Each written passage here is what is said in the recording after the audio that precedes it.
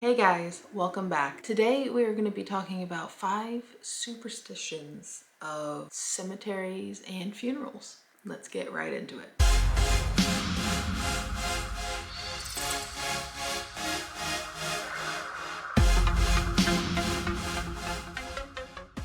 So number one is the pallbearers have to wear gloves. Now this can actually be traced back all the way to the Victorian era where people died of unknown and not curable diseases, and there was a widespread fear of being buried alive. So in the Christianity faith, it is preached that when you die you leave your body, but the question was to where, and does the spirit decide to just stay in its deceased body, or do they roam the cemetery, or can they go into another person's body, basically possessing them, right? So it was widely believed that if you touched the casket, the spirit of the deceased could enter your body by just you touching it.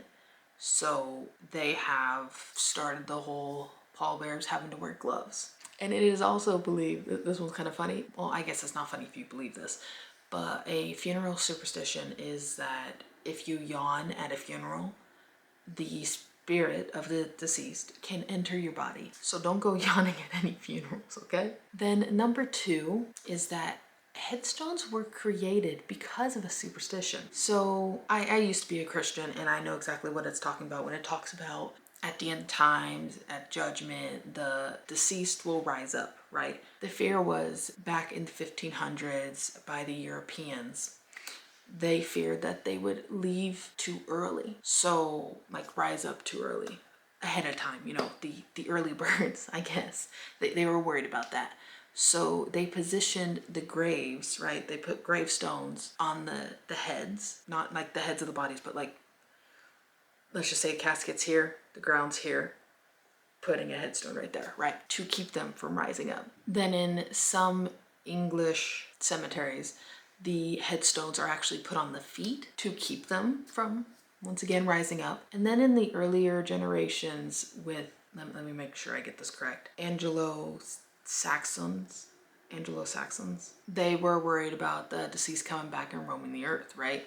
So what they did in that case was that they cut off their feet and put it right next to them so then they couldn't get up and roam the earth. Number three is thunderstorms. So you know how it is on a wedding day that if it rains, it's good luck.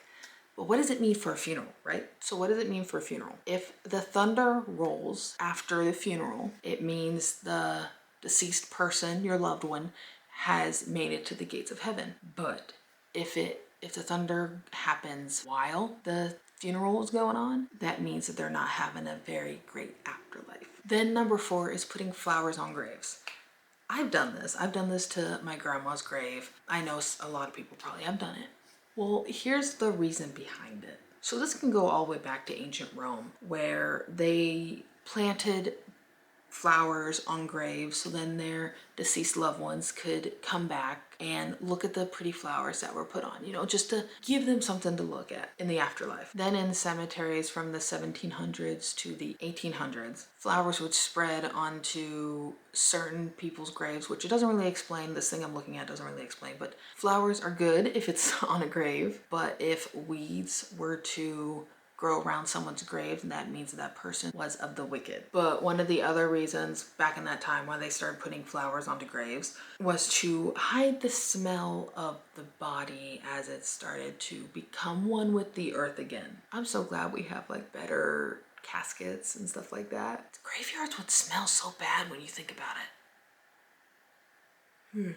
But apparently in the Jewish faith, they don't put flowers, they put rocks. And the reason for that is they're gone, so there's no reason to put flowers on there, right? But if you put a rock, their reasoning is that the body is like a flower, it blooms and then fades away, but the soul is like a solid stone that lives forever. Which honestly, I might start putting stones on my grandma's grave because honestly, one, that's cheaper, and two, it has a nice meaning to it, Okay, so then the last one, which is number five, is the direction of the gravestones. Now, this is something that I never knew of, but once again, in the Christian faith, it says that they will be rise to the east, right?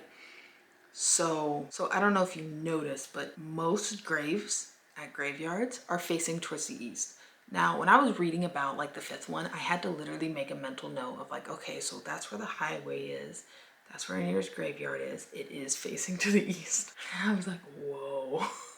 But yeah, they face him to the east mainly because of the Christian faith. But in the pagan religion, their reason for facing it towards the east is to the meaning of new life, like a new day, because like you know the sun rises in the east and sets in the west. So according to them, it facing towards the west is like it's an ending, but for setting it towards the east, it's a meaning of a full life. But yeah, I know that these were all kind of short, but I hope you guys learned something today like I did.